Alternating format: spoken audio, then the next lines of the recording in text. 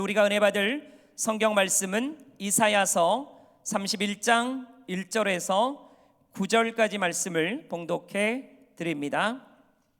도움을 구하러 애굽으로 내려가는 자들은 화 있을진저 그들은 말을 의지하며 병거의 많음과 마병의 심히 강함을 의지하고 이스라엘의 거룩하신 이를 앙모하지 아니하며 여호와를 구하지 아니하나니 여호와께서도 지혜로우신즉 재앙을 내리실 것이라. 그의 말씀들을 변하게 하지 아니하시고 일어나사 악행하는 자들의 집을 치시며 행악을 돕는 자들을 치시리니 애굽은 사람이요 신이 아니며 그들의 말들은 육체요 영이 아니라. 여호와께서 그의 손을 펴시면 돕는 자도 넘어지며 도움을 받는 자도 엎드러져서 다 함께 멸망하리라. 여호와께서 이같이 내게 이르시되 큰 사자나 젊은 사자가 자기의 먹이를 움키고 으르렁거릴 때에 그것을 치려고 여러 목자를 불러왔다 할지라도 그것이 그들의 소리로 말미암아 놀라지 아니할 것이요 그들의 떠들므로 말미암아 굴복하지 아니할 것이라. 이와 같이 나 만군의 여호와가 강림하여 시온산과 그 언덕에서 싸울 것이라. 새가 날개치며 그 새끼를 보호함같이 나 만군의 여호와가 예루살렘을 보호할 것이라. 그것을 호위하며 건지며 뛰어넘어 구원하리라 하셨느니라. 이스라엘 자손들아, 너희는 심히 거역하던 자에게로 돌아오라. 너희가 자기 손으로 만들어 범죄한 은 우상, 금 우상을 그날에는 각 사람이 던져버릴 것이며 아수르는 칼에 엎드려질 것이나 사람의 칼로 말미암음이 아니겠고 칼에 삼켜질 것이나 사람의 칼로 말미암음이 아닐 것이며 그는 칼 앞에서 도망할 것이요 그의 장정들은 복역하는 자가 될 것이라. 그의 반석은 두려움으로 말미암아 물러가겠고 그의 고관들은 기치로 말미암아 놀라리라. 이는 여호와의 말씀이라. 여호와의 불은 시온에 있고 여호와의 풀무는 예루살렘에 있느니라. 아멘. 하나님께서 살아계심을 믿으시면 아멘 하십시다. 오른손에 7뼈를 붙들고 7 금촛대 사이를 다니시는 우리 주님이 오늘 이 자리에 계심을 믿으시면 아멘. 그 주님의 이름으로 서로 사랑하고 축복합니다. 사랑합니다. 축복합니다. 오늘 저는 여러분들이 늘 익숙하게 불렀던 우리 애국가의 가사 가운데 하나지요. 하나님이 보호하사 우리나라 만세. 참 애석하게도 안희태 선생님이 이것을 작사 작곡할 때 하나님이라고 분명히 표기를 했는데 이 좌파들이나 또 천주교에서 하느님으로 개사를 해놨어요. 그럼 우리는 고집이 있어서가 아니라 원 작사의 그 뜻은 하나님, 유일신입니다. 그래서 우리는 하나님이 보호하사 우리나라 만세. 하나님 은혜 가운데 우리가 만세를 부르며 하나님께 영광을 돌리는 우리가 될 수 있다는 것, 얼마나 큰 은혜여 축복입니까? 여러분, 107년 전에 우리는 이름도 잃었었어요. 성도 잃었습니다. 우리의 모든 언어도 다 상실됐어요. 어느 민족이든 나라이든 그 나라를 지배하면 먼저 언어부터 박탈합니다. 그리고 언어로 사람들의 정서와 의식을 바꾸는 거예요. 그런데 그때에 일본의 항거에서 일어난 민족적인 사건이 바로 우리는 자랑스러운 자주 독립이에요. 여러분, 3.1절에 대한 일본의 통계입니다. 우리의 통계가 아니라 일본의 통계. 그때 3월 1일을 기해서 사실은 3월 3일이 고종 황제의 장례식입니다. 근데 이틀 앞당겨서 3.1 운동이 일어났지요. 그래서 역사가들은 그렇게 말합니다. 3월 3일, 그래서 독립선언서에 33인의 이름이 거기에 기록된 것은 3월 3일이라고 하는 것을 기념하기 위해서였다라고 하는 이야기도 합니다. 그런데 전국 방방곡곡에서 1542해에 이 집회가 일어난 거예요. 대한독립만세. 총칼 앞에서도 두려워하지 않았어요. 나라 잃어버린 서름, 나라 잃은 아픔이 얼마나 고통스러운가를 겪어본 자는 압니다. 그래서 보수주의를 지향하는 사람들은 연세가 많아요. 이게 당연한 거예요. 자랑스럽게 여겨야 돼요. 우리가 그동안 세워놓았던 역사를 우리는 길이 보존하고 싶어하는 겁니다.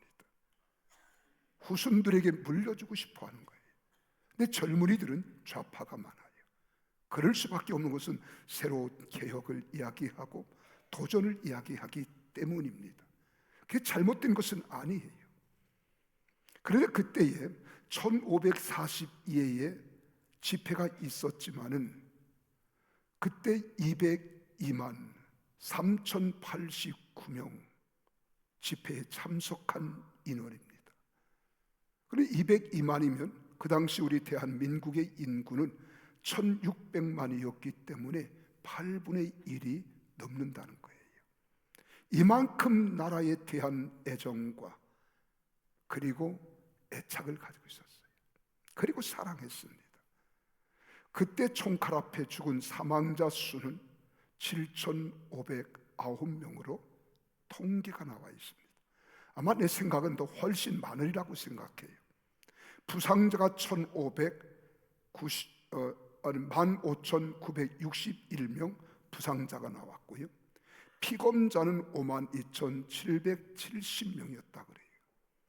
그리고 불탄 건물은 교회가 47개가 전소가 되고 학교가 2개가 전소가 되고요. 민가는 715채가 전소되었답니다. 전 국민이 나라 사랑에 하나가 되었었던 때가 바로 1919년 기민년 3월 1일이었습니다. 우리 민족의 역사는 한마디로 말하면 눈물의 역사였다, 이렇게 말하고 있어요. 그래서 함석헌 선생은 이렇게 글을 기록해 놓았습니다. 쓰다 말고 붓을 놓고 눈물을 닦지 아니하면 안 되는 이 역사, 눈물을 닦으면서도 쓰지 않으면 안 되는 이 역사, 셰익스피어를 못 읽고 괴테를 몰라도 이 역사는 꼭 알아야 합니다. 그래서 천년을 두고 매맞고 짓밟히고 조롱받고 속임당하는 이 백성을 생각하면 눈물 없이 넘어갈 수가 없는 것입니다 라고 역사를 기록해 놓았습니다. 여러분, 이사야가 활동하던 오늘 본문 말씀을 기록한 이 시대에도 이스라엘 주변 국제 정세는 몹시 어려운 시대였다는 것을 우리는 압니다. BC 744년 권력을 빼앗을 아수르의 디글랏 빌레셋이라고 하는 왕은 영토를 확장하려고 이 서진 정책을 쓰면서 이스라엘을 치려고 준비 중에 있었습니다. 그때 한편에서는 남쪽에서는 애굽이라는 강대국이 북진 정책을 추진하고 있었습니다. 그때 애굽은 대단히 기세가 당당했어요. 왜 그런가 하면 애굽 왕 이 시바코는 BC 715년경에 전 애굽을 통일했습니다. 그래서 강대국을 만들고 나서 북진 정책을 하면서 이스라엘을 위협하고 있었어요. 그래서 아수르와 애굽은 모두 강대국입니다. 그 사이에 이스라엘이 끼어 있었습니다. 완전히 애굽과 그리고 아수르의 샌드위치로 있는 나라가 바로 이스라엘입니다. 그래서 이스라엘 안에는 친애굽파와 친아수르파 두 파로 나누어 어지러운 시국을 그들은 살아가고 있었습니다. 그래 이때에 이스라엘은 날이 갈수록 두 파 사이에서 미묘한 전투적인 그리고 상황이 벌어지고 있었습니다. 여러분, 당파 싸움이 그치지 않고 있지요. 이때 이사야 선지자가 나타나서 예언하는 상황이 바로 오늘 본문에 기록된 말씀이에요. 여러분, 그때 세 가지입니다. 애굽을 의지하지 말라는 거예요. 아수르를 믿지 말라는 거예요. 너희는 하나님, 전지전능하신 하나님, 능력의 하나님, 역사의 하나님만을 의지하여야 나라가 잘 된다, 이렇게 외치고 있는 것이 오늘 본문입니다. 그 어느 누구에게도 마음에 드는 외침은 아니었어요. 친애굽파에게도 친아수르파에게도 다 쓴소리입니다. 여러분, 미움을 받아도 바른 소리 할 수 있는 사람이 누구겠어요? 사람들은 미움을 받거나 피해를 당하게 될 때 우리는 도피하거나 은닉하거나 감추려고 하는 게 사람의 연약한 모습이거든요. 근데 이사야는 그러지 않았습니다. 사람들이 싫어하든 그는 끊임없이 하나님의 말씀을 그대로 전하지 않으면 안 될 수밖에 없었어요. 그래서 56장에 가서는 이사야 선지자가 이런 바른 소리를 선포하지 못하는 자를 가르쳐 짓지 못하는 벙어리인 개라, 이렇게 말했습니다. 나라가 위기인데도 위기를 전하지 못하고 말하지 못하는 선지자는 선지자가 아니라는 거예요. 이걸 비유로 말한 것이 도둑이 집에 들어오는데도 도둑을 보지 못하고 무서워서 벌벌 떨면서 마룻바닥 밑에 숨어 벌벌 떠는 짖지 못하는 개의 비유를 말하고 있는 겁니다. 여러분 미움을 받아도 바른 소리 할 수 있는 사람이 누가 있겠어요? 바른 복음을 전할 수 있는 사람이 누가 있겠습니까? 입을 가진 사람은 선지자밖에 없단 말이에요. 그래서 선지자인 이사야는 이 복음을 전하는 겁니다. 한마디로 말하면 광야에 외치는 소리였습니다. 그래서 구절에 보면은 이사야 선지자는 여러분 양편에 다 미움을 받았습니다. 그래서 종국에 가서는 잡혀서 톱으로 몸이 잘리우는 순교를 당하는 겁니다. 이것이 이스라엘의 지금 오늘 본문을 읽어드린 말씀의 배경입니다. 요즘 성도들을 만나면 성도들끼리 하는 인사가 있다고 그러죠. 그게 뭔 줄 아십니까? 성도들이 인사를 주고 받으면서 말한답니다. 너네 교회 목사님은 태극기야, 촛불이야? 이렇게 묻는다는 거예요. 그때 우리 목사님은 한마디도 하지 않아. 우리 교회는 크기 때문에 큰 교회라서 우파도 있고 좌파도 있거든. 그러니까 태극기도 있고 촛불도 있는 거야. 우리 목사님이 얼마나 지혜로운지 물찬 제비처럼 빠져나가는데 한마디 말을 안 한다는 거예요. 그래서 참 우리 목사님은 지혜롭다는 거예요. 사랑하는 여러분, 무엇이 지혜일까요? 그러면 순교할 사람이 어디 있겠습니까? 순교하는 사람은 미련해서 순교하는 겁니까? 그건 아니잖아요. 내 생명의 위협을 당할지라도 시대를 바로 알리는 목회자가 돼야 되고, 시대를 깨우고 성도들을 깨우는 목회자가 진정한 목회자인 겁니다. 요즘은 모르쇠로 일발한다 그러잖아요. 국민들이 모르는 게 너무 많아. 어떻게 돌아가는지를 모른다는 거예요. 나라가 망해가는 것도 모르고 위기에 처한 것도 모르고 국방이 다 무너지는 것도 모르고 다 모른다는 거예요. 여러분, 나라가 혼란스럽습니다. 나라가 두 쪽 난 것 같습니다. 그러나 하나님은 이런 사건을 통하여 우리 민족을 더 잘 되게 할 것이라는 믿음이 우리 속에 있습니다. 어린아이가 마치 감기를 앓고 나면 아주 약삭빠라지고 사람이 튀고 지루해지듯이 우리 민족은 하나님이 세우신 민족이기 때문에 반드시 좋은 일이 우리 앞에 이루어질 줄 나는 확실히 믿습니다. 자, 그렇다면 모든 국민들이 나라가 잘 되기를 바라고 원하고 소망하지만 나라가 잘 되는 비결이 무엇일까요? 여러분, 개인도 그렇고 회사도 교회도 나라도 그렇습니다. 잘 되는 사람은 잘 되는 비결이 있습니다. 안 되는 자는 안 되는 원인이 있습니다. 잘 되는 교회, 잘 되는 나라, 잘 되는 이유가 반드시 있다는 사실을 잊지 마십시오. 잘 되는 나라는 어떤 나라인지 오늘 본문에서 우리에게 알려주고 있습니다. 그 역사를 보면은 아하, 어떤 나라가 있구나,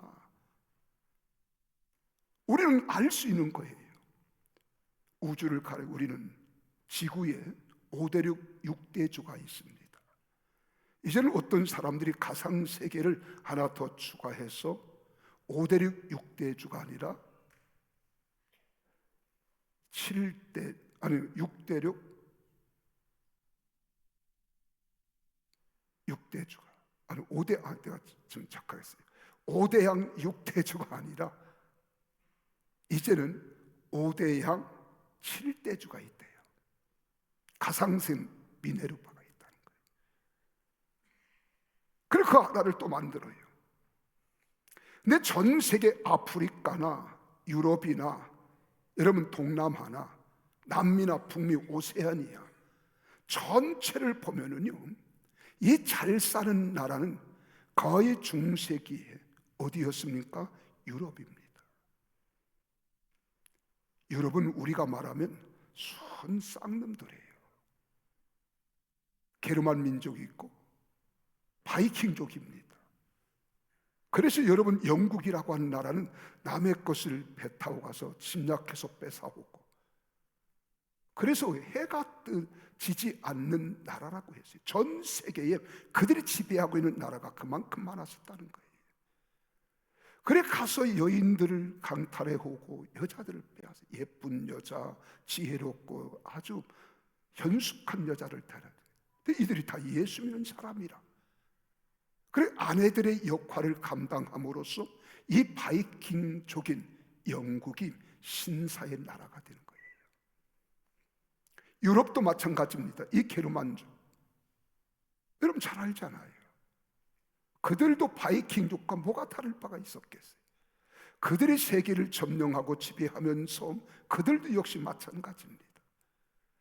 그런데 그들이 잘 사는 나라, 좋은 나라가 될 수 있었던 것은 바로 그들의 밑에 흐른 정신적 세계가 있어요. 이게 예수 그리스도의 정신이요, 말씀이 그들 속에서 흐르고 있었기 때문인 줄 믿습니다. 미국이라고 하는 나라도 마찬가지예요. 영국에서 신앙의 자유를 찾아서 대륙을 발견하고, 그리고 영국에서 미국으로 메어플라워를 타고 그들이 미국 대륙의 저 동쪽 보스턴에 그들이 어떻게 해요? 정착하는 겁니다. 그리고 교회를 짓고 학교를 짓고 관공서를 짓고 그리고 자기 집을 지었어요. 300년의 역사가 안 되지만 세계 최강의 패권국이 될 수 있었던 것은 그들 속에는 잔잔히 흐르는 예수 그리스도의 정신과 믿음이 있기 때문인 줄 여러분 믿으십시오. 우리나라도 마찬가지입니다. 지금부터 107년 전 대한민국이 3.1 운동을 일으킬 수 있었던 원인이 어디 있는 줄 아십니까? 그 당시는 상당히 문맹률이 높았어요. 글을 모르는 사람이 많았어요. 내 시골에서 깨어있는 사람이 서울에 유학을 갔다가 고중 황제가 죽고, 그리고 이제는 3월 3일 장례를 앞에 두고 이 때를 기해서 국민이 웅집하겠다. 그리고 다 고향 교회로 내려가는 거예요. 그리고 봉화대를 만들고 높은 산에서 연기가 피어오를 때 전국에서 태극기를 들고 나와서 대한민국 만세를, 독립 만세를 외치게 된 동기가 신앙으로부터 가라는 거예요. 그래서 33인 가운데 16명이 기독교인입니다. 천도교가 15명이에요. 불교가 2명이에요. 천주교와 유교는 한 사람도 없습니다. 국가에 대한 국가관이 그들에게 없었다는 거예요. 여기서 대한민국 독립을 외친 겁니다. 그때 우리나라 1919년 이 김인년에 우리나라 인구는 1600만 명이었어요. 기독교인은 불과 1.8%, 1600만 가운데 20만에서 30만 내외였습니다. 그런데도 대한민국 정신적 역할을 감당한 거예요. 6.25 전쟁이 휴전되고 난 1953년에 우리 대한민국의 경제는 GNP 57불이었습니다. 북한은 약 200불에 가까웠어요. 우리가 3배 잘 살았어요. 여기서 우리는 아주 놀라운 것을 발견합니다. 그때 북한의 교회는 약 3,400여 개 교회였어요. 남한의 교회 수는 여러분 1,500여 개밖에 되지 않았어요. 3분의 2가 북한에 있었고 3분의 1이 남한에 있었어요. 여기 교회 수에 비교해 보았을 때에도 여러분 이것을 보면은 북한의 교회가 많은 것처럼 경제도 우리 남한보다 3배 잘 살았다는 거예요. 남한은 3배 못 살았어요. 그러면서 놀라운 경제 지표를 보면 우리나라가 교회가 5,000개 될 때 대한민국의 GNP는 5,000불이 됐습니다. 교회가 10,000개가 세워질 때 GNP 10,000불 시대가 열리는 거예요. 3만 개 교회 됐을 때 여러분 3만 불 시대가 열리는 거예요. 지금은 우리가 약 6만여 교회가 되어지는데 4만 불 시대를 육박하는 겁니다. 세계 경제가 동일합니다. 교회가 발전하고 성장하며 교회가 부흥하고 발전할 때 경제도 발전할 수 있도록 하나님이 축복하신 것을 우리는 알아야 합니다. 여러분, 국가의 흥망성쇠는 강대국 외교에 달려있지 않다는 것을 우리에게 보여주는 거예요. 오늘 이사야 선지자가 지금 이스라엘 민족에게 외치는 그 복음이 뭔 줄 아십니까? 국가의 흥망성쇠는 강대국 외교에 달려있지 않다는 것을 명백하게 지금 오늘 이사야 31장 1절에서 9절에 말씀해 주는 거예요. 이사야 당시 이스라엘은 강대국 애굽과 아수르 중간에 끼어 있었다고 말씀드렸잖아요. 그래서 두 강대국과 외교를 잘 하여야 살 수 있는 줄 이스라엘 백성은 알았습니다. 그래서 친애굽파와 친아수르파가 생긴 거예요. 이사야 선지자는 오늘 본문에서 친애굽파에게 경고하는 것이 바로 1절에서 3절에 기록된 겁니다. 그래서 그렇게 기록하잖아요. 도움을 구하러 애굽으로 내려가는 자들은 화 있다. 도움을 구하러 가지 말라는 거예요. 그러면서 이사야는 친아수르파에게도 경고하는 것이 오늘 31장 8절 9절에 기록하고 있는 겁니다. 아수르는 칼에 엎드려질 것이나 사람의 칼로 말미암음이 아니겠고 칼에 삼키울 것이다. 여러분, 우리나라가 지금 미국이냐 중국이냐로 갈라져 있습니다. 그래서 지금 이재명이라고 하는 사람은 중국 가서는 쎄쎄하고 미국 가서는 땡큐 하고요. 이걸 지금 현 정부가 뭐라고 표현하느냐? 현실 정치, 실기 정치, 실리 정치. 그러다 망하는 거예요. 분명한 철학이 없어요. 근데 그들의 사고 속에는 이미 미군을 점령군이라고 이렇게 표기했던 사람이 이재명입니다. 지금 이 정부가 나가는 거 보세요. 국무총리는 미 대사관에 불을 질렀던 사람이에요. 여당의 정청래는 담을 뛰어넘어갔던 사람이에요. 다 범죄자들입니다. 국방부를 담당하고 있는 국방부 장관이 군대도 안 갔다 온 사람이에요. 방해 출신. 뭐 방해 출신이 잘못한다는 건 아니에요. 여러분, 우리 국민들은 너무 모르쇠로 살아가고 있다는 거예요. 가슴이 메어지는 것 같은 거예요. 얼마나 가슴 아픈 일입니까? 그래, 친중이냐 친미냐? 근데 현 정부는 친중, 친북, 친너라 이 말이에요.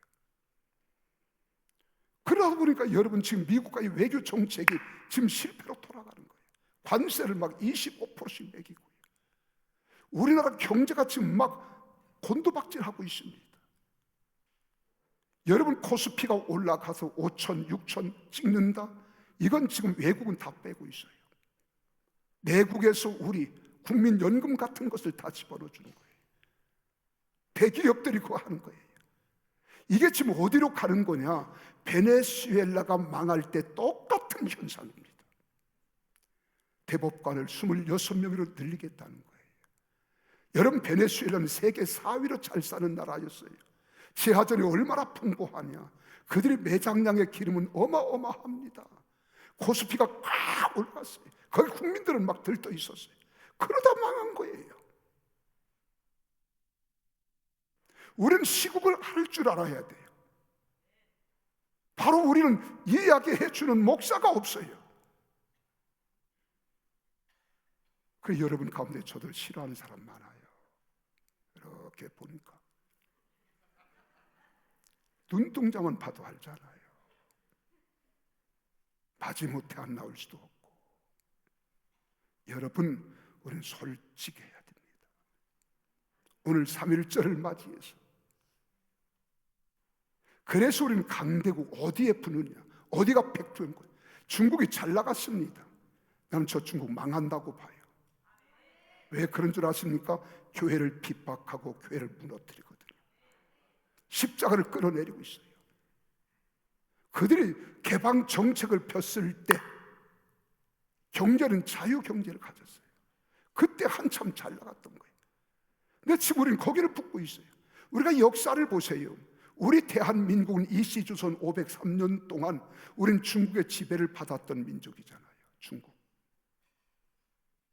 그래서 여러분, 조공을 바쳤습니다. 그리고 때마다 우리 여인들, 처녀들을 끌어갔어요.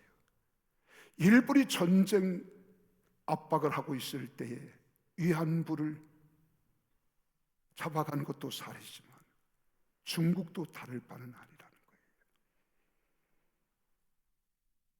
그래서 환양여라는 말이 생긴 거예요. 지금 미국은 우리를 도운 나라입니다. 여러분, 우리가 8.15 해방 우리 힘으로 된 줄 아세요? 미국이 히로시마 8월 6일, 8월 9일 나가사키 두 방의 원자폭탄을 투함으로 천황이 여러분 두순 들고 항복한 거예요. 그때 우리는 15일 자유 대한민국이 독립이 된 거예요. 우리나라를 지켜주기 위해서 러시아가, 소련이 남한까지 다 먹으려고 할 때 이거 안 되겠다. 그래서 38선을 그어놓고 미국이 우리를 지켜낸 거예요. 그런데도 어떻게 했어요? 미군 물러가라, 그래 1949년 6월 30일 미군이 다 철수했던 거예요. 그런데 보세요. 딱 1년 만에 50년 6월 25일에 소련 제300대에 탱크를 앞세워서 6월 25일 주일날 새벽에 남침한 거예요. 이런 아픔을 겪어봤으면서도 왜 우리가 정신을 못 차리라는 거예요. 그리고 미군 약 38,000명 젊은이들이 이 낯설은 대한민국에 와서 자유를 지켜주기 위하여 생명을 잃었어요. 대통령의 아들도 있습니다. 장군의 아들도, 아버지는 장군으로 자식은 위관으로 와서 여러분 전사하는 거예요. 이렇게 지켜낸 대한민국입니다. 우리가 지금 얼마나 바르게 생각지 않으면 안 돼요. 그래서 3절 하반절에 말하는 겁니다. 이사야는 외치면서 여호와께서 그 손을 펴시며 돕는 자도 넘어지며 도움을 받는 자도 엎드려서 다 함께 멸망하리라. 하나님 제1주의로 살자고 외치는 겁니다. 강대국 눈치 보지 말라는 거예요. 하나님 눈치만 보는 민족이 되어야 합니다. 이런 민족이 되도록 기도하는 우리 모두 되어지기를 주 이름으로 축복합니다. 이 나라를 지켜주는 것은 강대국이 지켜주는 것이 아니라 하나님이 지켜줘 주셔야 돼요. 하나님이 붙잡아 주셔야 되는 거예요. 전쟁의 승패는 무기에 달려있지 않아요. 나라가 잘 되려면 국력이 있어야 된다는 말은 틀린 말은 아닙니다. 그런데 무기를 국력이라고 말하고 있습니다. 그래서 첨단의 무기를 많이 가지고 있어야 강력한 힘이 된다는 이런 논리를 주장하는 거예요. 이사야 시대 이스라엘 백성들이 애굽을 좋아했던 이유를 본문은 분명하게 말해주고 있잖아요. 오늘 1절 2절에 보면 도움을 구하러 애굽으로 내려가는 자들은 화 있다 그랬어요. 그래 여호와께서도 지혜로우시기 때문에 재앙을 내리실 것이라. 이사야 당시의 친애굽파들은요 애굽을 많이 방문했습니다. 그 방문한 이유가 뭔 줄 아십니까? 전쟁에는 말이 필요합니다. 병마가 필요한 거예요. 마병이 필요한 거예요. 그래서 애굽에는 말이 많았거든요. 말을 사러 가는 거예요. 또 마병을 잘 훈련시켜야 전쟁에서 이길 수 있는데, 그런데 애굽에는 마병이 강했습니다. 이 말은 병거, 즉 지금으로 말하면 탱크나 애굽에 이 탱크 같은 것이 많았다는 거예요. 그래서 그런 무기들을 수입하러 들어간 겁니다. 무기를 많이 가지고 있으면, 말을 많이 보유하고 있으면, 마병을 많이 소유하고 있으면 우리는 이길 거라고 생각한 거예요. 무기를 많이 가지고 있으면 강한 나라가 될 줄 알았어요. 그러나 이사야는 비웃으면서 말합니다. 3절에 애굽은 사람이요 신이 아니며 그 말들은 육체요 영이 아니라. 그 결론이 다 함께 망할 것이라는 거예요. 나라가 잘 되는 비결은 강대국과 외교를 잘하는 데 있지 않습니다. 물론 외교 잘해야 됩니다. 그러나 우리가 본질로 말하면 성능 좋고 강력한 무기를 소유하고 있는데도 있지 않아요. 하나님이 누구 편이냐는 거예요. 하나님이 누구를 붙잡아 주시느냐는 거예요. 하나님이 살아가는 사람들이 돼야 될 줄로 믿으시기를 바랍니다. 근데 지금 이 정부는 교회를 폐쇄하겠다는 거예요. 그리고 교회가 말을 안 들면 교회 재산까지 압수하겠다는 거예요. 이게 지금 여당이 주장하고 이 정부가 주장하는 겁니다. 이런 나라 잘 되겠습니까? 결코 그렇지 않아요. 도산 안창호 선생님의 이야기가 있습니다. 뭐 도산 안창호뿐만 아니라 조만식 선생님도 그렇고 모든 이 기독교의 지도자들이 거의 애국자예요. 독립운동가예요. 일본 경찰에게 붙잡혔습니다. 재판을 받을 때 이렇게 재판관이 묻습니다. 그대는 석방된 후에도 독립운동을 계속할 것인가? 그랬더니 안창호 선생님이 그렇다. 나는 밥을 먹을 때에도 잠잘 때에도 그리고 이 몸이 없어질 때까지 독립운동을 계속할 것이다. 그래서 재판관이 또 묻습니다. 그대는 이런 상황에서 조선의 독립이 가능하다고 믿는가? 그때 안창호 선생님이 조선의 독립은 반드시 이루어질 것이라고 믿는다. 그때 재판관이 물어요. 그 이유는? 그때 안창호 선생님이 대한민국 전체가 독립을 믿으니 독립이 될 것이요, 세계의 공의가 대한의 독립을 원하니 독립이 될 것이요, 하늘에 계신 하나님이 독립을 원하시니 독립이 될 것이다 라고 했어요. 하나님이. 그리고 도산 안창호 선생은 이런 말을 덧붙여 말했습니다. 나는 진정으로 일본이 망하는 것을 원치 않고 좋은 나라가 되기를 바란다. 이웃 한국을 유린하는 것은 일본의 이익이 아니다. 원한 맺힌 한국인 2천만을 억지로 당신 나라 국민으로 만들지 말고 우정 있는 2천만을 이웃 국민으로 두는 것이 일본의 이익이 될 것이다. 일본은 안창호 선생님을 재판하면서 말문을 열지 못했다는 거예요. 그러니까 일본이 드디어 항복하고 말았습니다. 여러분, 무기가 좋다고 이기는 것이 아닙니다. 무기가 많다고 강대국이 되는 것 아닙니다. 하나님이 함께 해 주셔야 됩니다. 할렐루야. 도산 안창호 선생은 이런 애국정신이 어디서 시작되느냐, 기독교 신앙을 가지고 있었기 때문에 성경 말씀으로 그의 밑바닥은 애국애죽하는 정신으로 가득 차 있었던 거예요. 그런데 보세요, 지금 북한의 김정은은 핵미사일만 가지면 이걸 이길 거라고 생각하고요, 핵무기를 만드는 데 혈안이 되어 있잖아요. 그래서 핵무기 보유국이 되려고 안간 힘을 다 쓰고 있는 거예요. 그래서 심심하면 한마디씩 던지는 말이 서울은 불바다가 될 것이라는 거예요. 불바다를 만들겠다고 호언장담하고 있습니다. 그러나 김정은은 분명히 알아야 합니다.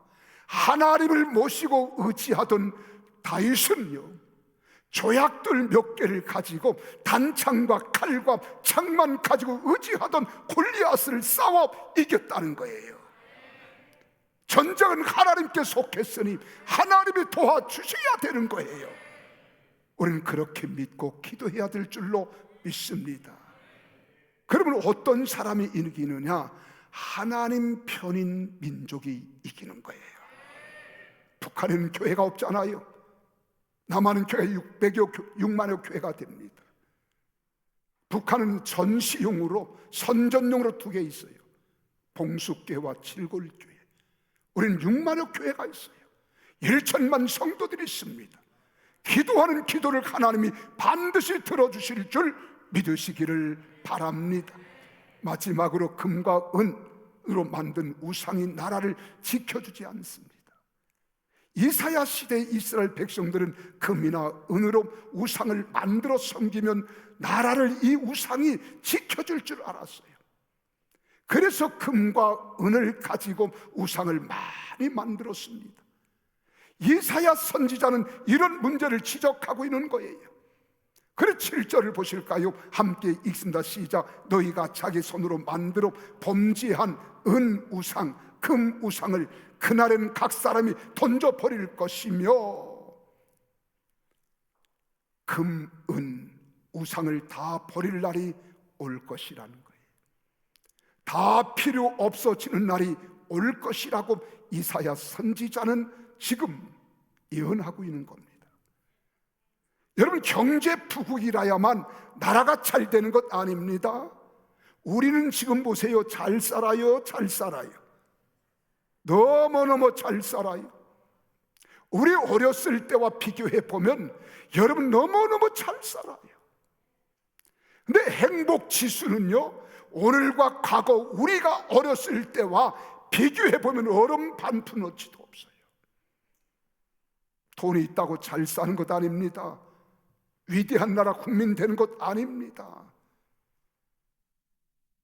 국가가 잘 되려면 강대국가 외교를 잘하고 최첨단 무기를 다량으로 보유하고 금과 은과 불상을 섬기면 되는 줄 알았던 이스라엘에게 지금 이사야는 경고하고 있는 거예요.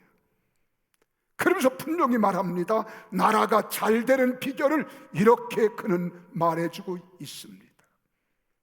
4, 5절, 6절은 너무 중요하니까 같이 한번 읽어요. 시작. 여호와께서 이같이 내게 이르시되 큰 사자나 젊은 사자가 자기의 먹이를 움키고 으르렁거릴 때에 그것을 치려고 여러 목자를 불러왔다 할지라도 그것이 그들의 소리로 말미암아 놀라지 아니할 것이요 그들의 떠듬으로 말미암아 굴복하지 아니할 것이라. 이와 같이 나 만군의 여호와가 강림하여 시온산과 그 언덕에서 싸울 것이라. 새가 날개치며 그 새끼를 보함같이 나 만군의 여호와가 예루살렘을 보호할 것이라.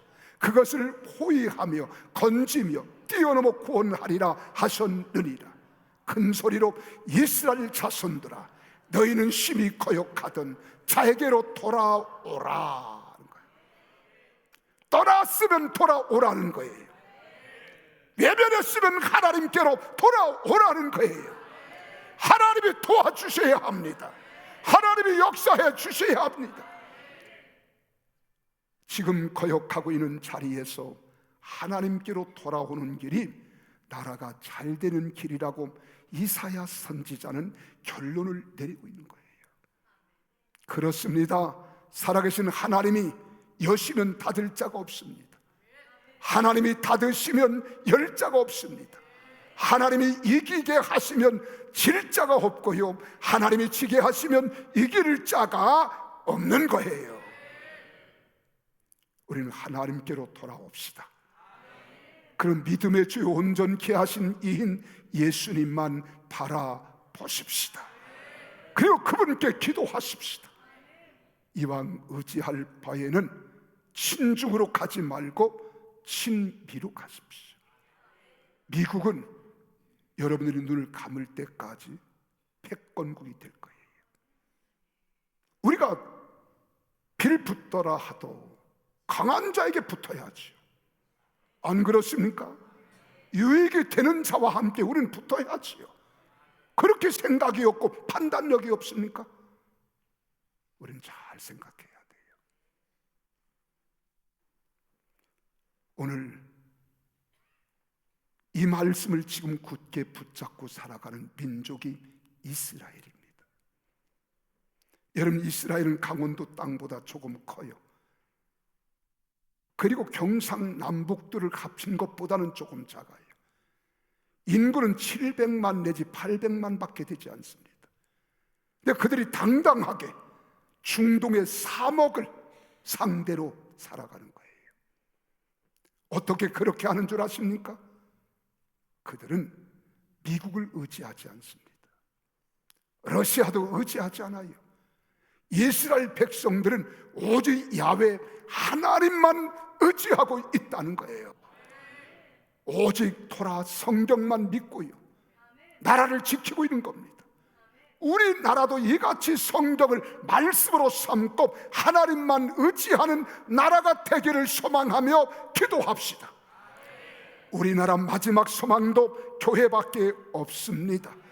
교회가 살아야 민족이 살고, 민족이 살아야 마지막 때 우리는 열강을 향하여 복음을 전하는 나라가 될 줄로 믿습니다. 프랑스의 드 토코빌 미국 방문을 마치고 나서 이렇게 말합니다. 나는 미국의 힘이 어디에 있는가를 알아보려고 애를 썼습니다. 비옥한 토지, 엄청난 국토, 막강한 군대, 번창하는 광산들을 보았습니다. 그러나 미국의 힘은 그런 곳에 있지 않았습니다. 교회에 가보았을 때 선하게 살려고 하는 사람들, 신앙의 사람들이 미국의 힘인 것을 알았습니다. 이게 미국의 힘이다. 하나님의 창조의 질서를 따르는 민족이 강한 민족이에요. 어떤 나라가 잘 사는 나라입니까? 애국자가 있는 나라가 잘 사는 나라임을 믿으시기를 바랍니다. 여러분이 이 나라 이민족 삼천리 금수강산을 사랑하시면 아멘 하십시다. 우리가 3.1절 김인원 독립운동을 기점으로 해서 우리가 이렇게 3.1절 기념 예배를 드리는 것은 그 정신을 본받자는 거예요. 저도 사람입니다. 어떤 분이 전화가 왔어요. 신년 기자회견 때에 이재명이가 기독교를 핍박하고 교회를 폐쇄하는 법을 지금 여당에서 만드는 거예요. 그리고 큰들부터 치우자는 거예요. 그리고 작은들 한꺼번에 하면 너무 힘들다는 거예요. 그래서 일본 소년부를 목사를 구속시켰고, 두 번째로 전광훈 목사를 구속시켰어요. 죄목이 없잖아요. 이번에 서부지법은 좌파들이 심판한 데가 지금 서부지법이에요. 근데 검찰이 낸 공지서 어떻게 했어요? 이유가 없다는 거예요. 내용이 없다는 거예요. 다시 작성하라는 거예요. 그리고 내려봤어요. 공소 기각될 가능성이 큽니다. 기독교가 핍박받고 있는 거예요. 세 번째가 심아무개 목사님이래요. 네 번째가 강원식 목사래요. 난 멸관을 쓰게 생겼어요. 이 말을 들었을 때 가족을 생각하면 조금 거시기 해요. 그런데 이 나라를 우리 자녀 손들에게 물려줄 수는 이대로는 안 됩니다. 내 한 사람 희생과 헌신이 있다 할지라도 내 나라가 잘 되면 더 이상 바랄 것 없는 거예요. 더 이상 소원할 것이 없는 거예요. 이런 각오와 결심으로 우리는 살아야 됩니다. 여러분, 1920년 유관순 열사가 처형을 받기 이전에 마지막 남긴 말이 있습니다. 그 마지막 유언이 우리의 가슴을 울려줘요.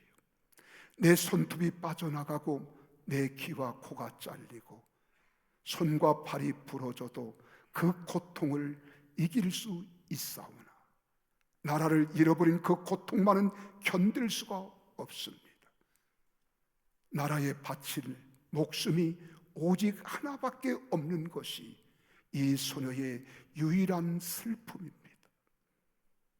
16살 유관순 열사가 어린 소녀인데도 이런 위대한 말을 남긴 거예요. 우리 애국가는 그런 의미에서 놀라운 애국가예요. 하나님이 보호하사 우리나라 만세.